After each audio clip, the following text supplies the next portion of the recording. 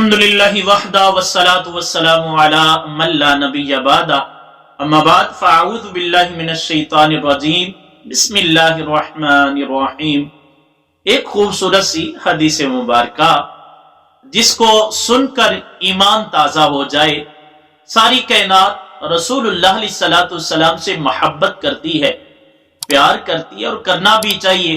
ایک بندہ مسلمان کو اپنی جان و مال، اولاد، مال و متاع، منال، منصب، ہر ایک چیز سے بڑھ کر رسول اللہ علیہ السلام کی محبت ہونی بھی چاہیے۔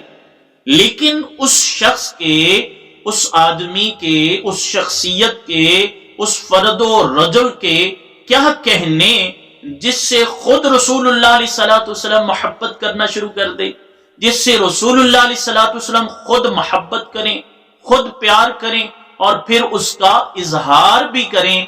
آئیے اس سلسلہ میں ایک خوبصورت سی حدیث پاک سنتے ہیں۔ وہ کون سے خوش قسمت صحابی رسول ہیں جن کا ہاتھ پکڑ کر رسول اللہ علیہ السلام سے ان کی محبت کی نہ صرف خبر دی بلکہ قسم اٹھا کر نبی کریم صلی اللہ علیہ وسلم نے فرمایا کہ میں تم سے محبت کرتا ہوں۔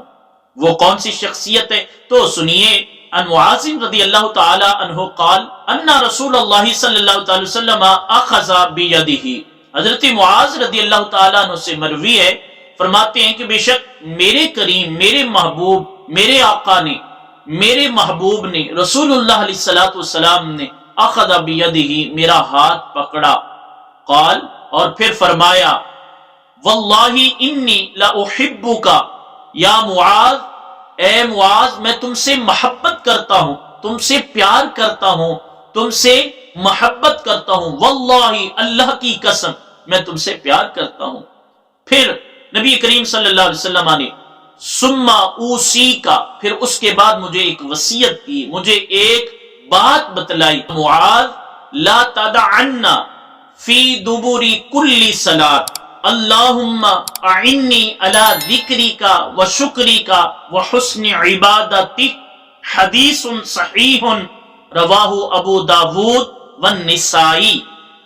میرے آقا علیہ السلام نے حضرت معاذ رضی اللہ تعالیٰ عنہ سے جب یہ فرمایا کہ اے معاذ میں تم سے محبت کرتا ہوں، پھر فرمایا اے معاذ ہر نماز کے بعد تم یہ دعا ضرور پڑھتے رہنا اور یہ دعا ضرور کیا کرنا، اللہم اعنی علی ذکرک و شکرک و حسن عبادتک، کہ یا اللہ تو میری مدد فرما تیرے شکر کرنے میں، یا الہ العالمین تیرے ذکر کرنے میں اور تیری اچھی عبادت کرنے میں میری مدد فرما۔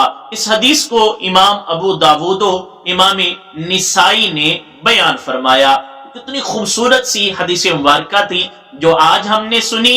قربان جائیے حضرت سیدنا معاذ رضی اللہ تعالیٰ عنہ کی قسمت پر جو ان کو رسول اللہ علیہ السلام خود ان سے محبت کا اظہار فرما رہے ہیں، اور رسول اللہ علیہ السلام نہ صرف محبت کا اظہار فرما رہے ہیں بلکہ ان کو ایک خوبصورت سا وظیفہ بھی حضور علیہ السلام نے عطا فرمایا۔